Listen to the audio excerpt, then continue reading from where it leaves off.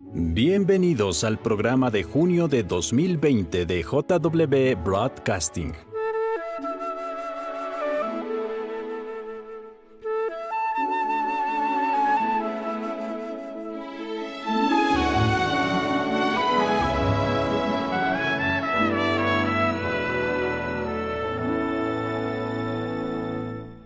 El 14 de marzo de 2020 se graduó la clase 148 de la Escuela de Galad. Ese día cerró con broche de oro 5 meses de estudio intensivo de la Biblia. ¿Qué les dijeron el cuerpo gobernante y otros hermanos para animarlos? Nos alegra mucho compartirles la primera parte del programa de graduación. Disfrútenlo. El título del primer discurso para ustedes, queridos estudiantes de Galad, en realidad para todos nosotros, es Imitemos la modestia de Jesús. Pero primero veamos qué es la modestia. Una definición que normalmente encontramos en nuestras publicaciones es ser conscientes de nuestras propias limitaciones. Por supuesto, Jesús nos puso el ejemplo perfecto, porque Él siempre estuvo consciente de sus propias limitaciones. Sin duda, Jesús sabía muy bien el punto de vista de Jehová sobre la cualidad de la modestia, tal como se menciona en Miqueas 6:8. Como esto se escribió unos 700 años antes de que viniera a la tierra, conocía muy bien estas palabras. Quizás recuerden la pregunta que se hace aquí. ¿Qué es lo que Jehová espera de ti? Parte de la respuesta es que andes con modestia junto a tu Dios. Y esa frase está entre signos de exclamación. Así pues, no es solo que a Jehová le guste esta cualidad, sino que nos la pide. ¿Qué es lo que Jehová espera de ti? Jesús sabía que no era algo opcional, sino que Jehová nos pide que seamos modestos al andar con Él. Puesto que Jesús es nuestro ejemplo perfecto a imitar, vamos a analizar 4 campos en los que podemos imitar su modestia. Y estamos seguros de que esto les será muy útil a ustedes y a todos nosotros. Número 1. Jesús sabía muy bien que su autoridad tenía límites. Seguro que recuerdan el relato de Mateo, capítulo 20, en el que Santiago y Juan intentan usar a su madre para conseguir un puesto especial en el reino de los cielos. Recuerden las palabras que ella le dijo a Jesús. Fueron estas: manda que mis 2 hijos se sienten contigo en tu reino, uno a tu derecha y otro a tu izquierda. ¿Se acuerdan? Pero, ¿qué respondió Jesús? Yo no soy el que dice quiénes van a sentarse a mi derecha y a mi izquierda. Esos lugares son para aquellos para quienes mi Padre los ha preparado. Qué interesante, ¿verdad? Jesús dio muchos regalos. Él les dio mucho vino a unos recién casados en su banquete de boda. A muchas personas les hizo el regalo de curarlas, quizás a miles. Alimentó a muchos, a miles de personas. A una viuda le devolvió a su hijo que había muerto. Pero Jesús sabía que conceder el segundo y el tercer lugar más importantes del reino era algo para lo que no tenía autoridad. Y Él lo reconoció abiertamente, ¿verdad? Qué buen ejemplo nos puso, ¿no? Hay muchas cosas para las que tenemos autoridad.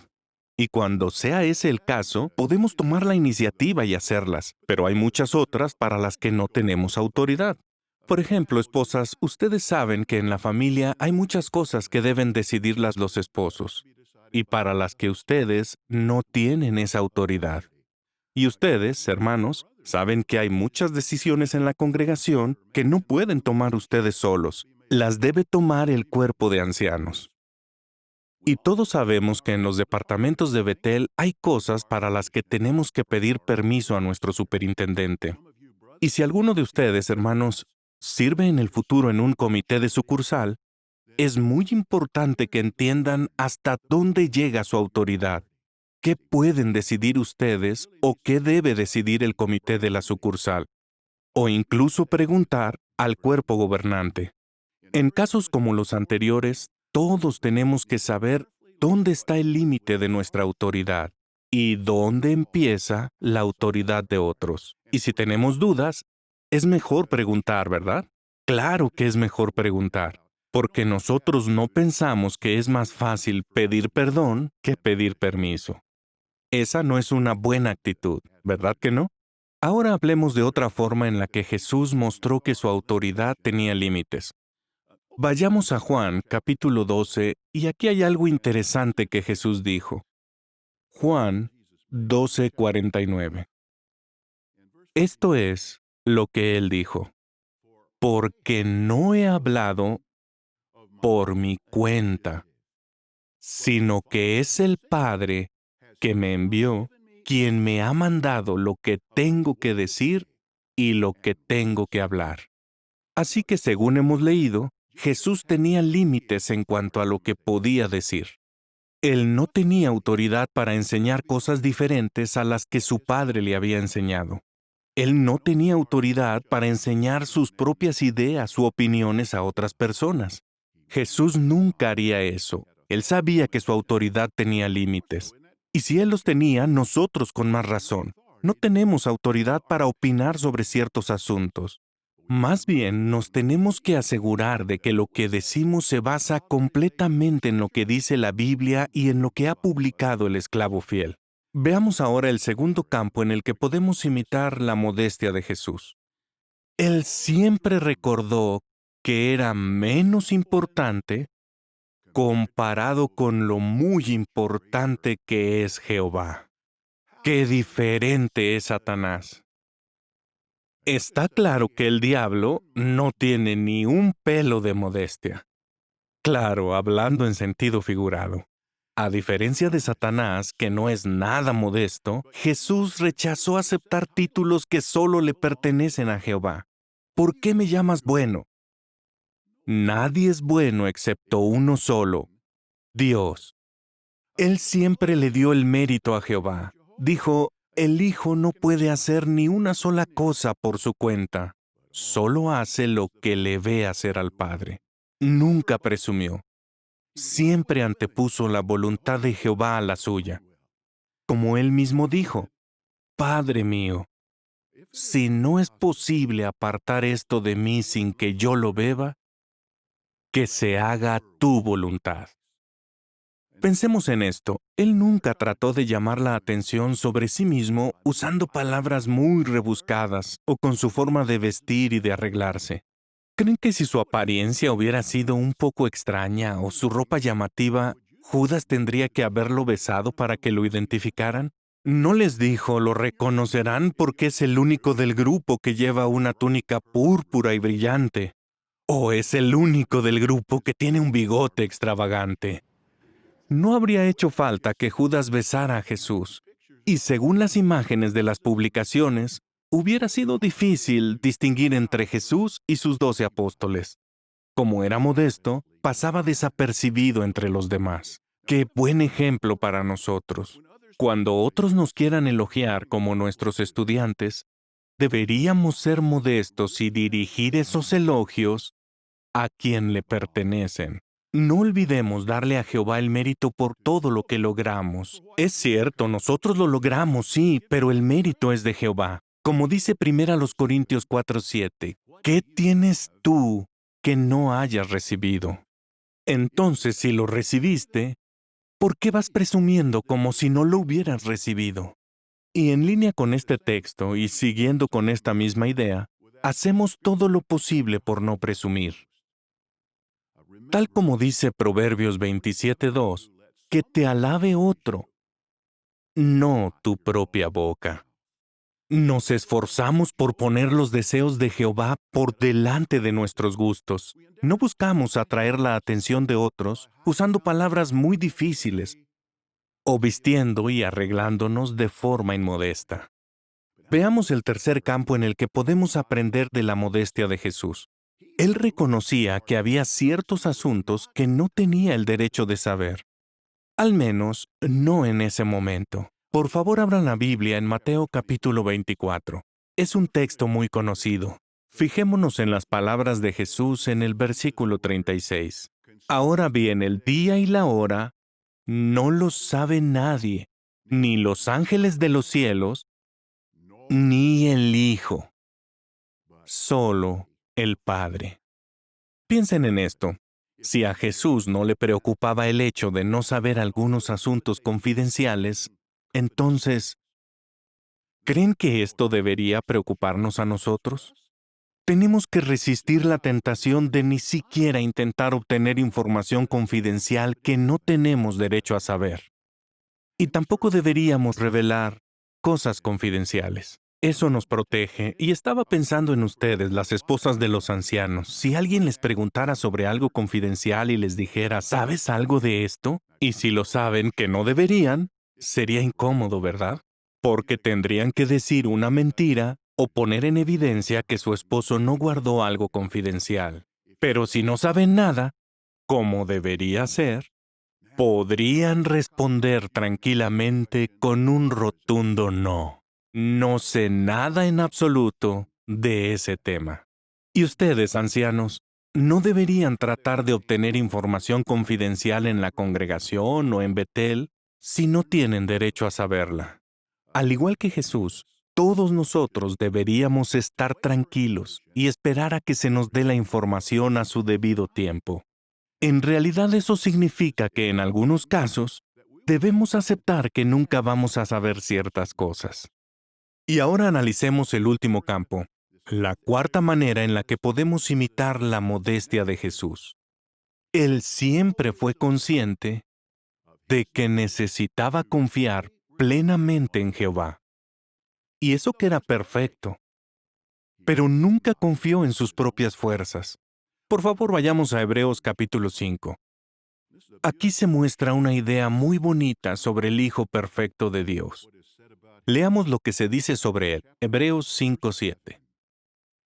Durante su vida en la tierra, Cristo ofreció peticiones y ruegos, y noten, con fuertes clamores y lágrimas, al que podía salvarlo de la muerte, y fue escuchado por su temor de Dios.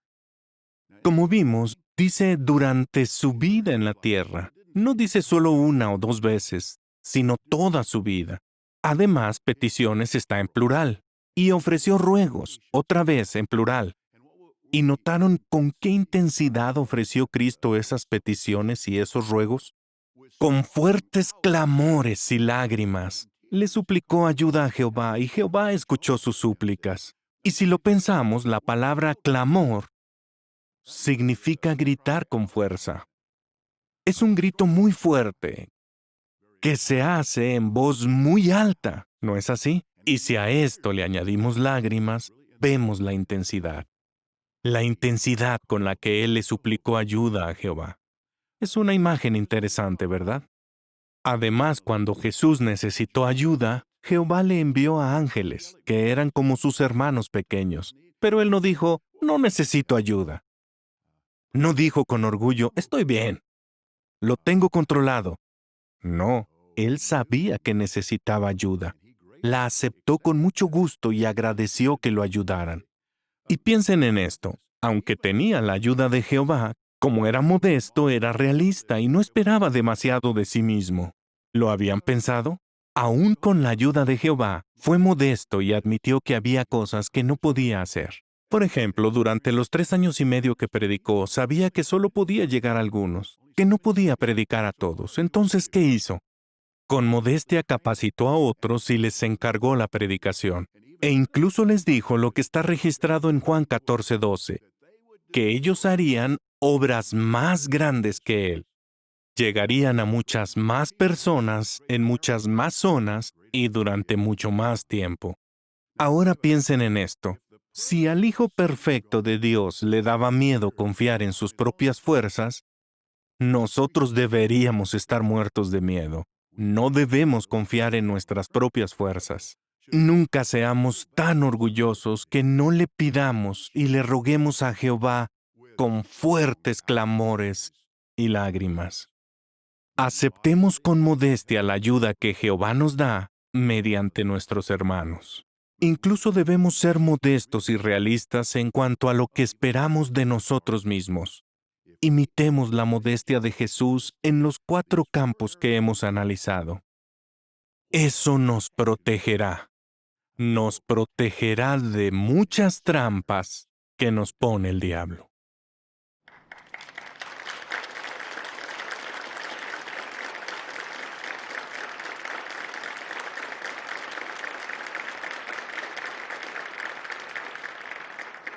Ahora escuchemos con atención al hermano Geoffrey Jackson del Cuerpo Gobernante. Él desarrollará un tema muy intrigante. El título es Espere lo inesperado. Hermano Jackson.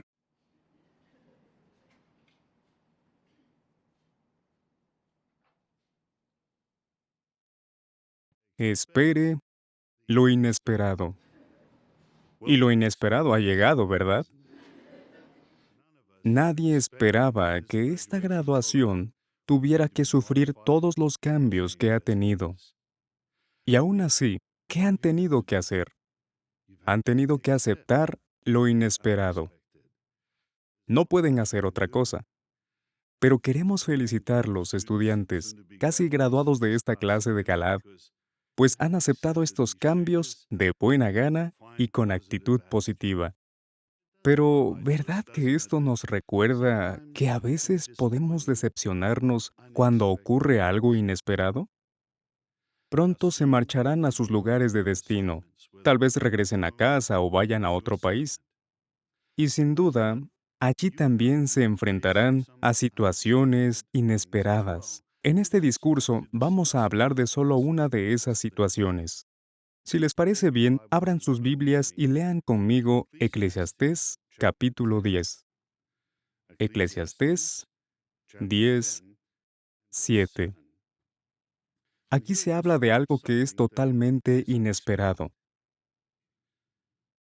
He visto siervos a caballo, mientras príncipes iban a pie como si fueran siervos. Bueno, ustedes no esperarían ver algo así, ¿verdad? Pero eso va a pasar. ¿En qué sentido? La Atalaya hizo un comentario muy interesante sobre este versículo. Decía, no siempre se les da reconocimiento a las personas con talento. Y en ocasiones se da más honra a quienes tienen menos aptitudes. Ustedes llegarán llenos de entusiasmo a sus destinos, pues han disfrutado de su capacitación en Galad. Seguramente pensarán, uy, soy una persona diferente, he cambiado. Y esperamos que sea así. Quizás piensen que les darán algunas responsabilidades que esperan recibir. Sin embargo, puede que otros que ustedes no se imaginaban reciban esas responsabilidades. Tal vez se les acerquen y les digan, no me lo esperaba, estoy sorprendido de que me hayan dado esta responsabilidad. Puede que ustedes digan, pero por dentro piensen, yo también estoy sorprendido. Yo soy el que fue a Galad. Yo soy el que lo merece. Pero cuando piensen así, recuerden que la obra es de Jehová. Y a veces Él hace cosas inesperadas, como darle una responsabilidad a alguien que no esperábamos. Piensen en eso por un momento. Cuando llegaron aquí, todos se presentaron a la familia Betel y muchos hicieron comentarios como, cuando recibimos la invitación de Galad, nos quedamos helados. ¡Qué pequeños nos sentíamos! Estábamos sorprendidos. No dejábamos de preguntarnos por qué nos habían invitado. Y quizás algunos hermanos de su congregación o de su sucursal también se preguntaron, ¿cómo es que los invitaron? ¿Lo ven? Ellos tampoco se lo esperaban. Pero aquí están, listos para graduarse. Así que es bueno que recordemos que a veces otros también se sorprenden cuando recibimos privilegios de servicio. Entonces, ¿qué nos ayudará a aceptar lo inesperado cuando son otros los que reciben privilegios de servicio? Veamos 2 principios bíblicos. El primero está en Eclesiastés 6:9. Eclesiastés 6:9. Es mejor disfrutar de lo que ven los ojos que andar de acá para allá persiguiendo deseos. Eso también es en vano. es perseguir el viento. En otras palabras, estén contentos con las responsabilidades que sí tienen. Dejen de buscar otros privilegios, como si no estuvieran felices con lo que ya tienen. Valoren lo que ya se les ha dado, y eso incluye que hayan podido venir a Galaad a recibir capacitación. El segundo principio que vamos a resaltar está en el libro de los Salmos, en el Salmo 119, 31 y 32, que dice: Me aferro a tus recordatorios, oh Jehová, que no me lleve una decepción. Seguiré con empeño el camino de tus mandamientos, porque tú haces que en mi corazón haya espacio para eso. ¿Cuál es la lección? Pues que no se decepcionen. Confíen en Jehová. Confíen en su forma de actuar. Podría ser que Jehová les estuviera diciendo: Oye, ya te he dado muchos privilegios. Fuiste a Galaad, ¿recuerdas? Ahora, alégrate de que le permita a otro tener un privilegio inesperado. Bueno, esto puede ser una prueba. Otra cosa que nos ayudará en situaciones como esta es recordar algunos relatos de la Biblia. Y uno que queremos recordar brevemente es la historia de David y Goliat. Pensemos un momento. Si hubiéramos sido soldados israelitas antes de que David matara a Goliat, ¿quién hubiéramos esperado que se ofreciera para acabar con ese gigante? Probablemente el primero que se nos vendría a la mente es el rey Saúl, pues era muy alto y nadie le pasaba del hombro. Además, era un soldado con experiencia en la guerra. Tal vez diríamos, creo que el rey Saúl es el que se encargará de Goliat. Y si no pensáramos en el rey Saúl, al menos pensaríamos en su hijo Jonatán. ¿Por qué? Porque Jonatán ya era todo un héroe nacional para ese entonces. Una vez en Micmash, él y su escudero treparon una montaña y con gran valor se enfrentaron a los filisteos. Mataron a unos 20 hombres y eso cambió el curso de la batalla. Así que si había alguien que podía vencer a Goliat, seguramente esperaríamos que fuera Jonatán. Ahora supongamos que estamos pensando, quizás la mejor forma de acabar con él sea con una honda y una piedra. Bien, ¿quién esperaríamos que se encargará de esto? Probablemente Saúl o Jonatán. ¿Por qué? Porque eran de la tribu de Benjamín. ¿Y qué sabemos de los hombres de la tribu de Benjamín? Eran expertos usando la honda. De hecho, se dice que podían lanzar una piedra y darle a un cabello sin fallar el tiro. Es más, en primero de las Crónicas 12:2, se dice que los hermanos de Saúl eran expertos con la honda. Sin saber lo que Jehová iba a hacer, es probable que si hubiéramos estado allí, cualquiera de nosotros habríamos pensado en el rey Saúl o en Jonatán. Estaban mejor preparados.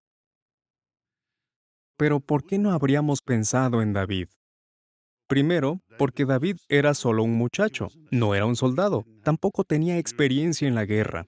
Es verdad que había matado a un león y a un oso, pero no sabía cómo pelear en el campo de batalla. Segundo, la apariencia de David no impresionaba. De hecho, Goliat se sorprendió cuando vio que se le acercaba. Y tercero, no era de la tribu de Benjamín. No era uno de esos hombres famosos que podían lanzar con la honda. La atalaya comentó que, como David vivía cerca de la tribu de Benjamín, puede que por eso supiera usar la honda. En conclusión, ninguno de nosotros hubiera esperado que Jehová usara a un joven como David. Nadie se lo vio venir. Pero ahora pensemos por unos segundos cómo otros reaccionaron. ¿Cómo reaccionó el rey Saúl? Pues en un principio, el rey se puso muy contento cuando David mató a Goliat. Pero ¿qué pasó después? Se puso muy celoso, ¿verdad? Incluso empezó a pensar en asesinar a David. Por otro lado, ¿cómo reaccionó Jonatán? Él podría haberse sentido celoso, Pero no fue así. De hecho, con el tiempo llegó a ser el mejor amigo de David. Entonces, ¿qué aprendemos de esta historia? Bueno, si un día resulta que alguien recibe el privilegio perfecto, ese que siempre has deseado en secreto y que sinceramente crees que te mereces, ¿qué tipo de persona serás? ¿Un Saúl o un Jonatán? Queridos estudiantes, siempre recuerden que Jehová hace cosas inesperadas, y eso significa que a veces le da cierto privilegio a alguien que ustedes no esperan. No se pongan entre Jehová y la persona que Él quiere usar para glorificar su nombre. Sí, alégrense de que Jehová esté usando a otros, así como lo está haciendo con ustedes, de forma inesperada.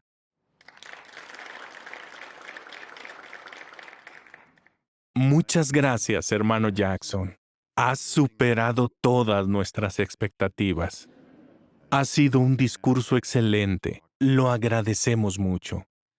Ahora prestemos atención al hermano James Mant, que es ayudante del comité de redacción, quien presentará el tema ¿Somos privilegiados por tener privilegios? Lo repito, ¿somos privilegiados por tener privilegios? Hermano Mant. Antes de venir a Galaad, todos ustedes han disfrutado de muchos privilegios de servicio. Quizás han servido como precursores regulares, precursores especiales, como misioneros o en proyectos de construcción. O puede que fueran superintendentes de circuito o betelitas. Y ahora se les ha dado la oportunidad de recibir capacitación intensiva durante 5 meses aquí en Galaad.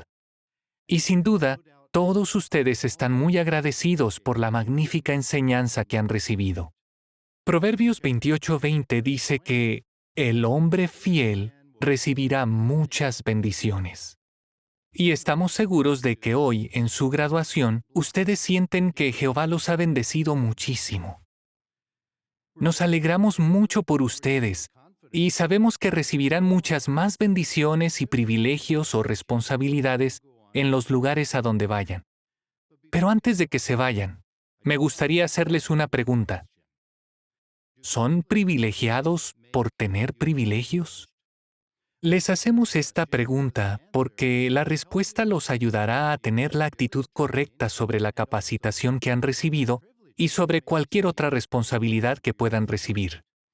Y la respuesta también nos ayudará a todos nosotros a mostrar modestia y humildad en cualquier tarea que Jehová decida asignarnos. Entonces, ¿somos privilegiados por tener privilegios? Dicho en una palabra, no. Pero en algunos idiomas, la palabra privilegio puede dar una idea equivocada. Por ejemplo, privilegio puede dar a entender que se tiene o se recibe un derecho especial.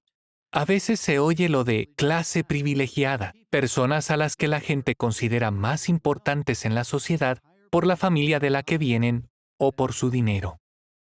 Y cuando recibimos una responsabilidad o un privilegio en la organización de Jehová, también podría malinterpretarse como que nos lo dieron porque somos especiales o incluso mejores que otros. Hay otros idiomas en los que aún hay más posibilidades de que se entienda mal lo que significa la palabra privilegio. Por ejemplo, durante muchos años, en japonés utilizamos la palabra token para traducir privilegio. Y si uno busca en el diccionario, esa es la palabra que hay que usar. Pero muchos de los que servimos en congregaciones de habla japonesa nos sentíamos incómodos usando token, porque esta palabra está formada por 2 caracteres chinos. Toku, que significa especial, y ken, que significa derecho. Así que literalmente estaríamos diciendo que ustedes tienen el derecho especial de asistir a Galaad, o que yo tengo el derecho especial de servir en Betel. Pero, como sabemos, ese no es el caso. Así que se pueden imaginar lo felices que nos pusimos cuando recibimos la atalaya de septiembre de 2019 y vimos el artículo de estudio número 35. Se titulaba Jehová valora a sus siervos humildes. En un subtítulo se hablaba de que debemos ser humildes cuando otros reciben privilegios de servicio. Así que los traductores al japonés decidieron traducir el significado y no la palabra. En vez de usar la palabra del diccionario y llamar a los privilegios derechos especiales, los llamaron Hoshinokikai, oportunidades de servir. Nos encantó. Los privilegios o responsabilidades no son un derecho especial. Al contrario, nos ofrecen más oportunidades de servir a Jehová y a nuestros hermanos. Entonces, ¿debemos evitar la palabra privilegio? No necesariamente. Pero sí es importante que entendamos bien lo que significa cuando la usamos para hablar de nuestro servicio a Jehová. Para entender bien lo que significa tener un privilegio, veamos algunos ejemplos de la traducción del Nuevo Mundo.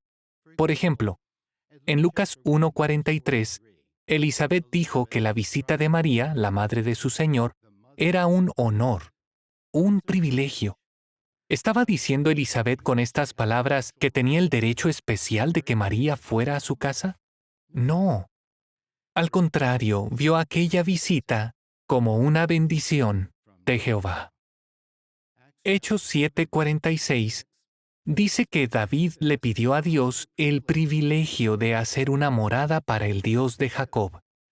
Y en 2 Corintios 8:4, Pablo habló de unos cristianos que les rogaban que les concedieran el honor de dar con bondad y así participar en las labores de socorro para los santos. Ni David ni Pablo se estaban refiriendo a ningún derecho especial. Más bien, estaban hablando de una oportunidad de servir a Jehová y a los hermanos. Así que no se dejen engañar por el significado que el mundo suele dar a la palabra privilegio. Las palabras de Lucas 17:10 nos pueden ayudar. Leamos juntos este versículo. Siempre que se nos dé una responsabilidad o una oportunidad de servir más, por favor, recordemos estas palabras o este consejo que nos dio Jesús. Lucas 17:10. De la misma manera, cuando ustedes hayan hecho todo lo que les manden hacer, digan, no somos más que esclavos y no merecemos nada. Solo hemos hecho lo que teníamos que hacer. Claro, esto no significa que debamos pensar que no valemos nada, que somos inútiles.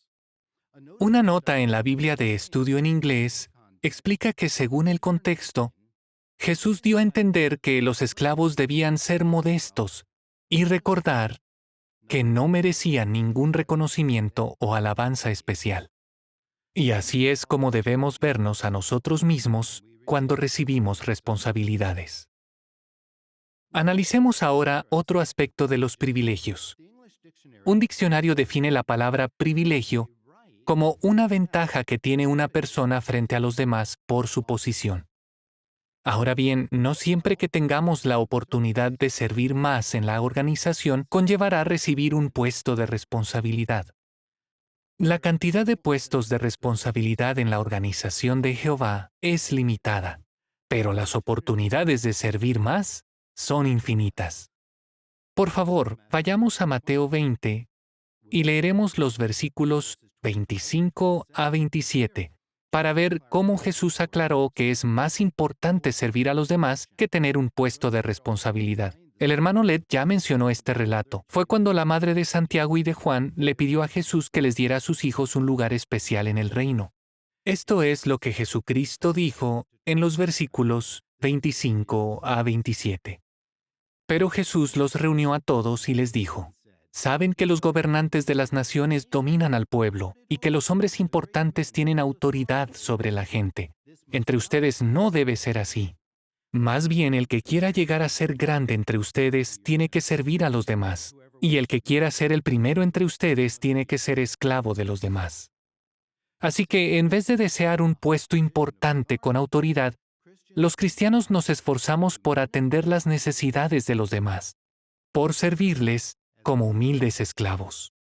Es interesante que en 1 Timoteo 3:1, antes se hablaba de un hombre que procuraba alcanzar un puesto de superintendente. Pero la revisión de la traducción del Nuevo Mundo dice, si un hombre está esforzándose por ser superintendente, desea una labor muy buena. Así pone el énfasis no en el puesto o la posición, sino en las cualidades que debe tener todo el que se esfuerza por servir a los demás. Hay muchas oportunidades de servir a los demás para las que no hace falta un nombramiento especial o un puesto. Pensemos en ejemplos bíblicos de cristianos que fueron muy trabajadores. Dorcas hacía muchas obras buenas y ayudaba mucho a los necesitados. Juana, Susana y muchas otras mujeres usaban sus bienes para atender a Jesús. Mientras Pablo estaba en prisión, Tíquico lo ayudó y fue su mensajero personal. Y Marcos también dio ayuda práctica a Pablo, quizás llevándole alimentos. Así que cuando vayan a sus destinos, recuerden, los privilegios no hacen que sean privilegiados. Y sea que sus responsabilidades conlleven un nombramiento o no, cumplan con ellas humildemente y véanlas como oportunidades de ser esclavos de Jehová y de servir más a los hermanos.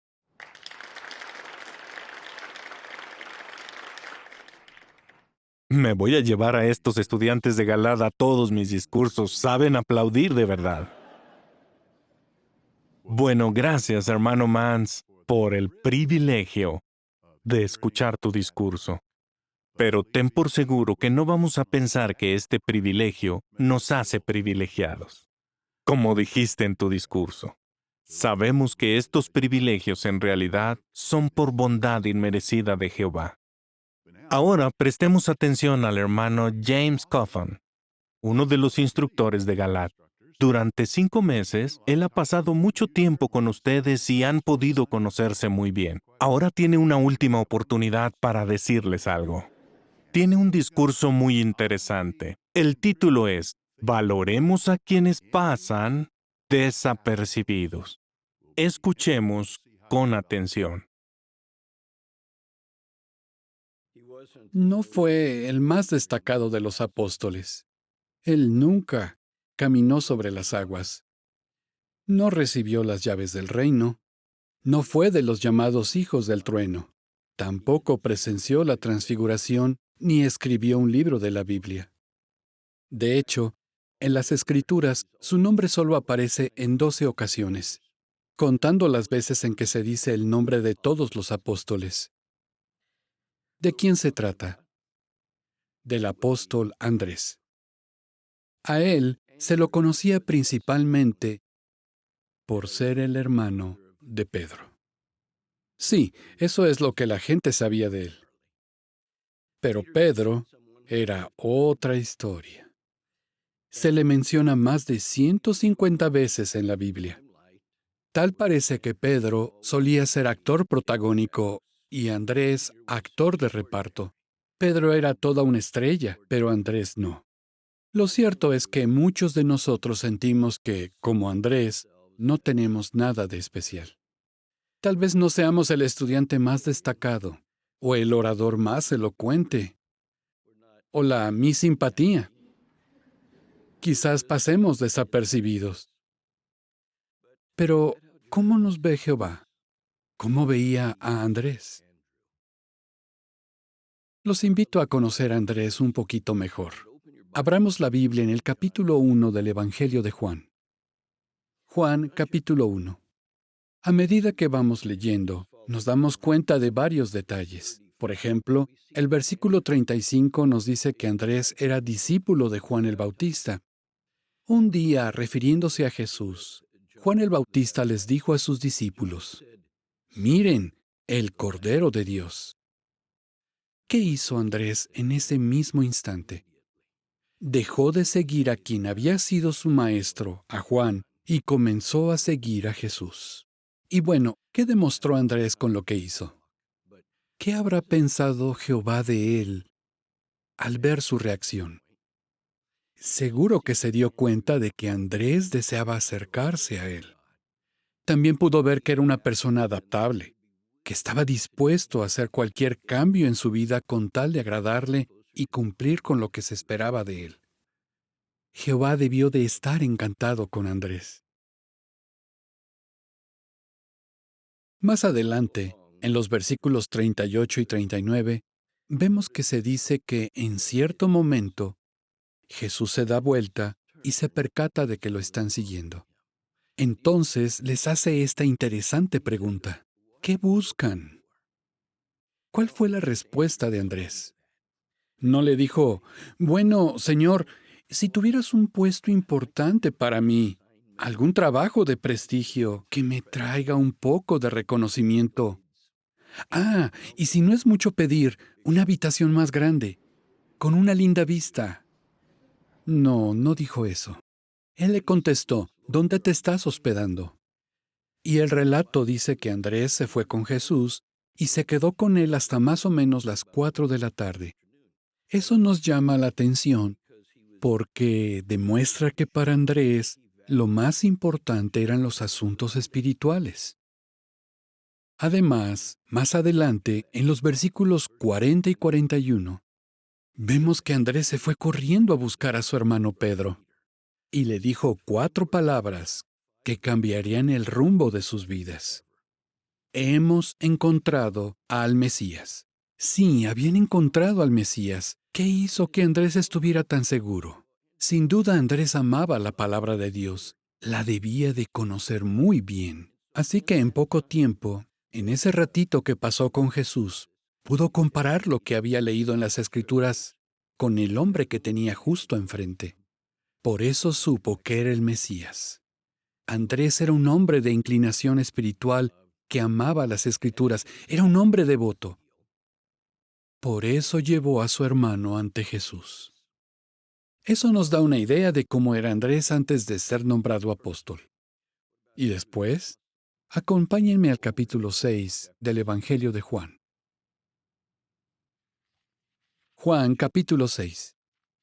Y leeremos los versículos 40 y 41. Ay, disculpen, Juan 6, versículos 5 al 9. Aquí vemos que se había reunido una gran multitud de personas para escuchar a Jesús, y Jesús quiere darles de comer. Seguro lo recuerdan. Por eso le dice a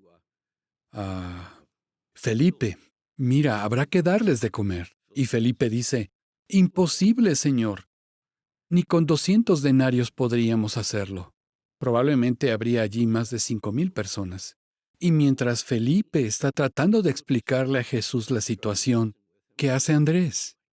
Va y busca a alguien que tenga comida entre la multitud. Encuentra un niño que tiene unos panes y unos pescados y lo lleva con Jesús. ¿Sabía Andrés lo que Jesús estaba a punto de hacer?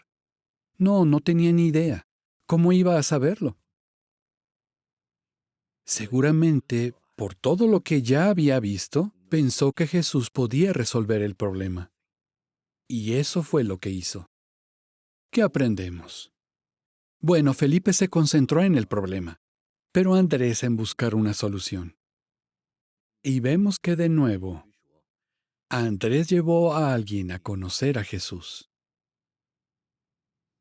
Por cierto, ¿de qué creen que seguiría hablando ese niñito cuando tuviera mi edad?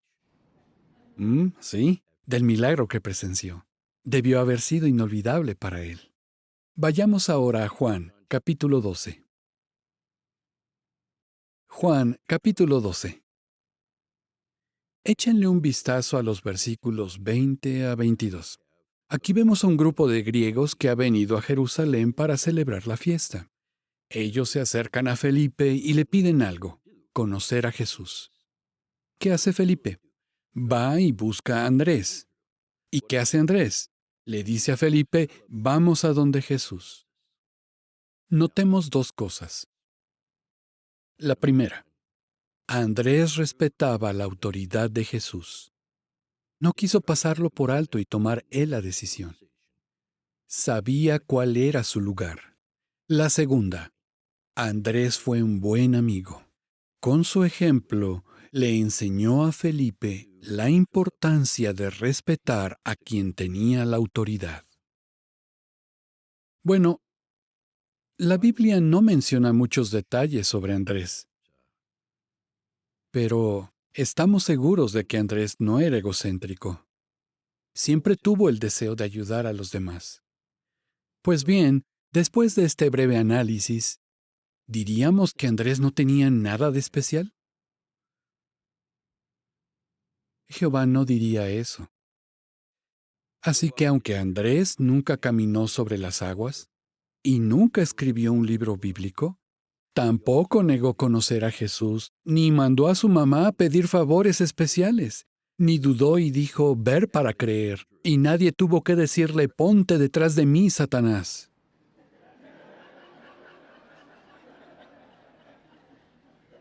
Fue una influencia positiva para los demás. En resumen, ¿qué hemos aprendido? Que hay que ser adaptables. Debemos estar dispuestos a seguir las instrucciones de la organización aunque no las entendamos del todo. Número 2. No dejemos que las cosas de menos importancia nos distraigan. ¿Recuerdan la pregunta que Jesús les hizo a Andrés y a quien lo acompañaba? ¿Qué buscan? Conviene que nos hagamos esa pregunta de vez en cuando. ¿Qué es lo que buscamos? Número 3. Recordemos que Jehová puede resolver los problemas de formas que a veces ni imaginamos. Si le damos la oportunidad de demostrar lo que puede hacer por nosotros, tal vez nos sorprenda. Finalmente, cuando estén en su asignación, traten de no pasar por alto a los hermanos que no llaman tanto la atención. Busquen a quienes son como Andrés. Están en todas las congregaciones y en todas las sucursales. Podemos decir que son como tesoros escondidos. Siempre que puedan, reconozcan su valor. Reconozcan lo que hacen y felicítenlos por ello. Queremos que esos tesoros escondidos salgan a la luz. Sentirse valorados hará que brillen aún más. De hoy en adelante, sigan fortaleciendo a los demás. Sean bondadosos con todos. Hagan todo lo que puedan, tanto por Jehová como por los hermanos. Si hacen todo esto por amor, serán toda una estrella para su Dios, Jehová.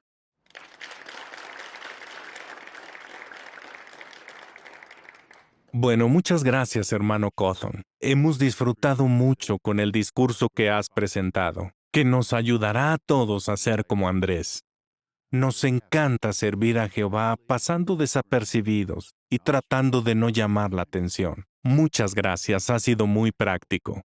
Ahora prestemos atención al hermano Mark Numer. Él es ayudante del comité de enseñanza y también es instructor de Galat. También han pasado mucho tiempo con él. Su discurso será estruendoso. Sean como truenos por Jehová. Y ahora pasamos de Andrés a Juan, el apóstol Juan. Vivió en un tiempo muy difícil y era el último apóstol que seguía vivo.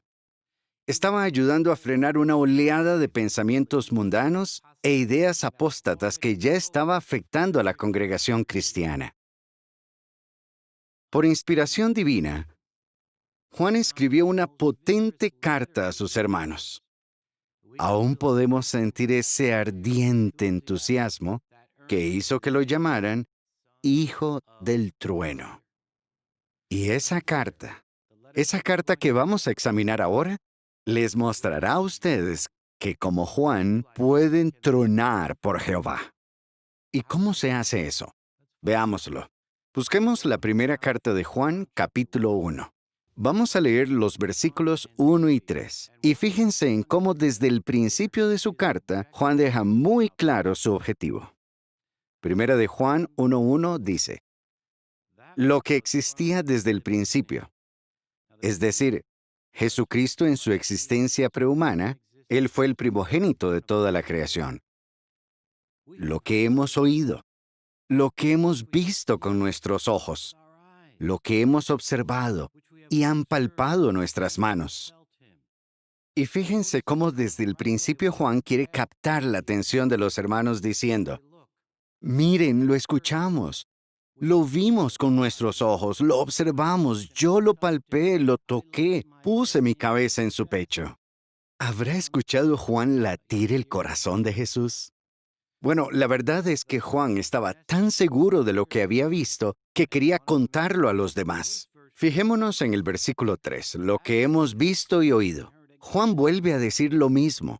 Sus enseñanzas yo las vi, las escuché. Estoy totalmente convencido de que el poder de Dios actúa por medio de él. Por eso sigue diciendo en el versículo 3, se lo estamos contando también a ustedes. Se lo estoy contando, dijo Juan. Juan tenía muy buenas razones para tronar. Había conocido personalmente a Cristo. En ese tiempo ya no había hermanos que hubieran tenido el privilegio que Juan tuvo de caminar con Jesús, de tocarlo y de que les enseñara personalmente. Pero Juan sí, y eso lo había marcado tanto que quería contárselo a los demás. Quería contar lo que había vivido con Jesús. ¿Y para qué? Para proteger a sus hermanos. Para proteger a sus amados hermanos de los falsos maestros que en ese tiempo estaban intentando apartarlos de la verdad. Así que Juan luchó con valor contra las mentiras que los apóstatas y otros falsos maestros estaban esparciendo en su tiempo. Estaban diciendo mentiras repugnantes sobre Dios y Jesús. Diseñaron con astucia argumentos para corromper las enseñanzas de Cristo. Juan lo sabía, se daba cuenta. Estos hombres incluso afirmaban tener revelaciones secretas y más entendimiento que los apóstoles y presumían de que podían corregirlos. Mentirosos. Y Juan no tragaba a los mentirosos.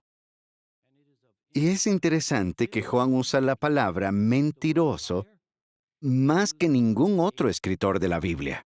Como vemos, Juan siguió tronando, siguió defendiendo y declarando la verdad, porque amaba la verdad, amaba a Jesucristo y también amaba al Padre, Jehová. Hoy pasa algo parecido. Se dicen muchas mentiras sobre nuestra organización. Y los enemigos de la verdad hacen todo lo posible por manchar la reputación de los hermanos de Cristo. Pero ¿cuál es el punto? El tiempo que ustedes han pasado aquí en la Central Mundial, el tiempo que han pasado con el cuerpo gobernante y el tiempo que han pasado con hermanos que tienen responsabilidades aquí, los convence personalmente de que cualquier informe negativo que oigan sobre la organización es mentira. Y ahora ustedes pueden ser como truenos, pueden defender a los que Cristo ha nombrado para dirigir la organización diciendo la verdad sobre ellos. Y piensen en lo que han vivido aquí. Pueden decir igual que Juan, mira, yo mismo lo escuché, lo vi, lo observé, lo sentí. Sí, yo estuve ahí. Y lo han visto incluso más de cerca que cuando ven JW Broadcasting. Lo han visto en vivo y en directo. Y pueden decir, he visto muy de cerca la organización que Dios dirige con su espíritu. Por eso, ahora pueden contarlo a los hermanos del lugar a donde van. Cuéntenles a sus queridos hermanos lo que han vivido. Díganles eso. Yo lo vi y lo escuché. Y de esta manera imaginen cuánto fortalecerán y estabilizarán a sus hermanos y los ayudarán a confiar en la organización. Esta es su responsabilidad ahora. No vinieron aquí a esta escuela para divertirse. Aunque sí se divirtieron, pero ese no era el objetivo.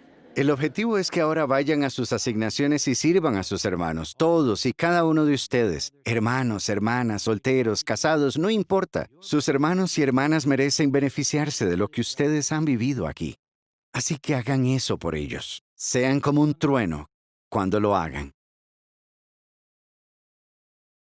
Y ahora, volvamos al apóstol Juan. El trueno de Juan nunca perdió potencia. Piensen en esto. ¿Qué hizo Juan cuando lo liberaron de la prisión en la isla de Patmos? Con casi 100 años de edad, ¿qué hizo? Dijo, estoy viejo y sin fuerzas y ya no puedo hacer nada más. No. Él sabía que la apostasía estaba empezando y que había lobos feroces que ya estaban engañando a los hermanos, pero Juan dijo, no mientras yo esté vivo. Por eso siguió siendo como un trueno. Siguió defendiendo a Jehová y ayudando a sus hermanos con todo su ser hasta su último aliento. ¿Y cómo lo hizo? Escribió 4 libros de la Biblia. Y en ellos está incluida la parte que leímos antes de 1 de Juan, capítulo 1. Nunca se jubiló. Seguía con ese ardiente entusiasmo. Deseaba ayudar a sus hermanos porque amaba la verdad. ¿Y qué ayudó a Juan a seguir siendo como un trueno? ¿Qué lo ayudó? Estaba seguro de cuál sería el final.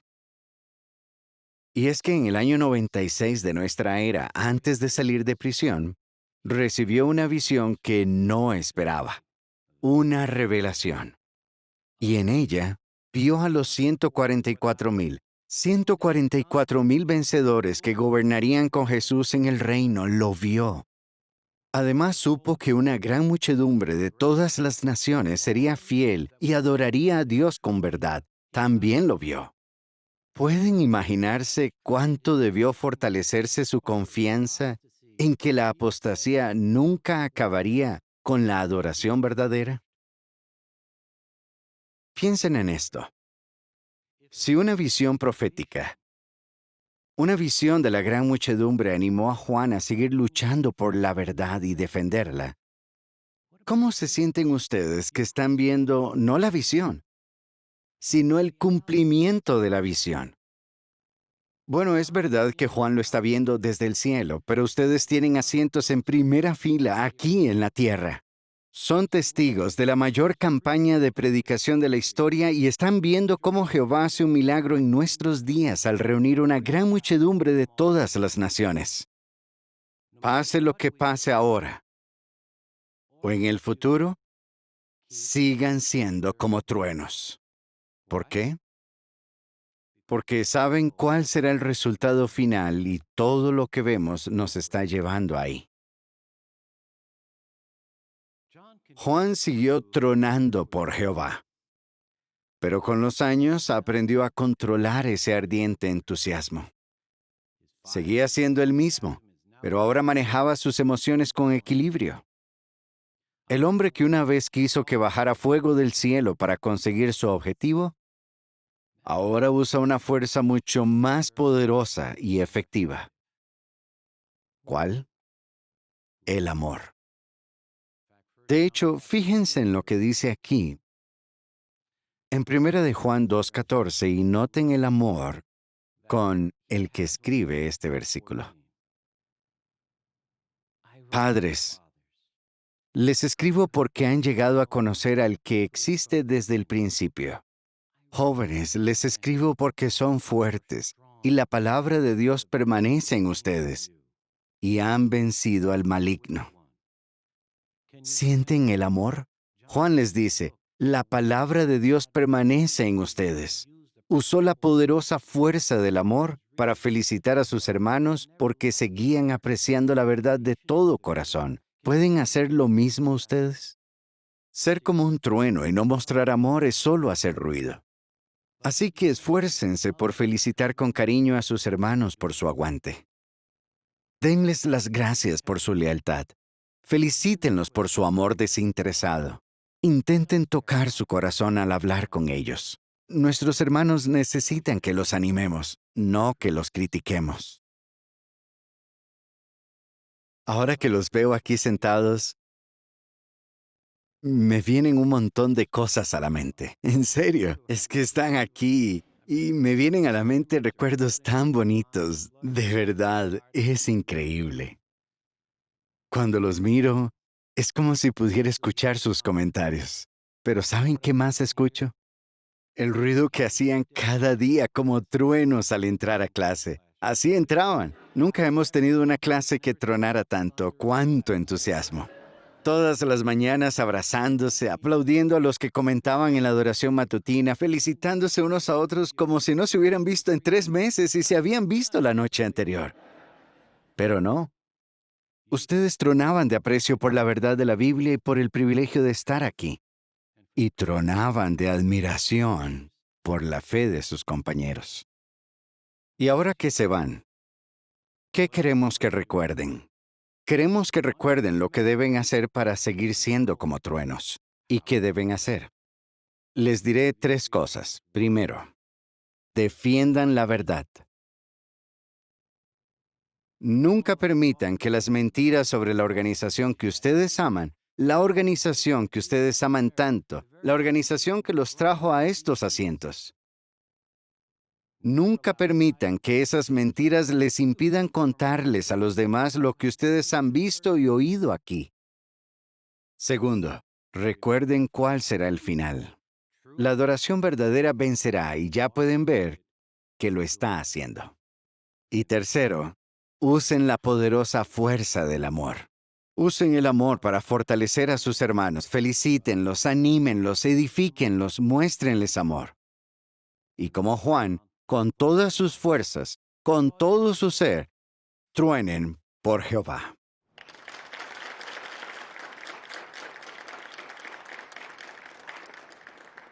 Ese aplauso fue atronador.